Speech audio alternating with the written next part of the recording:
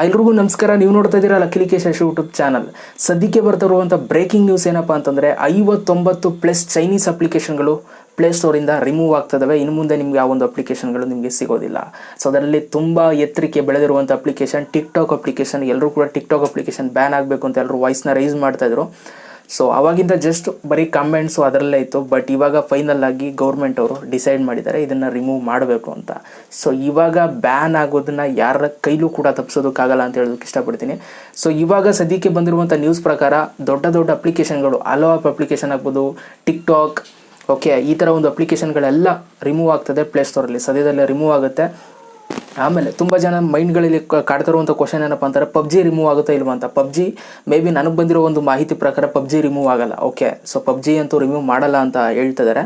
But tick talk ಮತ್ತು hello app, 59 Chinese ಅಪ್ಲಿಕೇಶನ್ಗಳು ಏನಿದ್ದಾವೆ ಅದೆಲ್ಲ ಪಕ್ಕ ಖಂಡಿತವಾಗ್ಲೂ ಆಗುತ್ತೆ.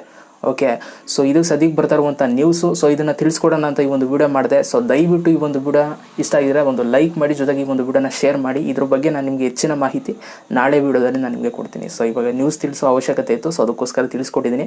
59 ಚೈನೀಸ್ ಅಪ್ಲಿಕೇಶನ್ಗಳು ಎಲ್ಲ ಕೂಡ ಡಿಲೀಟ್ ಆಗ್ತದೆ ಪ್ಲೇಸ್ಟೋರಲ್ಲಿ. ಇನ್ನು ಮುಂದೆ ನಿಮಗೆ ಸಿಗೋದಿಲ್ಲ. ಸೊ ಯಾವುದಾದ್ರೂ ವೀಡಿಯೋಸ್ಗಳನ್ನ ನೀವು ಸೇವ್ ಮಾಡ್ಕೋಬೇಕು ಅಂತಂದರೆ ಇವಾಗಲೇ ಮಾಡ್ಕೊಬಿಡಿ. ಮತ್ತೆ ನಿಮಗೆ ಆ ಒಂದು ವೀಡಿಯೋಸ್ಗಳೆಲ್ಲ ಅಪ್ಲಿಕೇಶನ್ನೇ ಸಿಗೋಲ್ಲ. ಓಕೆನಾ? ಸೊ ಮತ್ತೆ ಸಿಗ್ತೀನಿ. ಎಲ್ರಿಗೂ ಬೈ. ಜೈ ಹಿಂದ್, ವಂದೇ ಮಾತರಂ.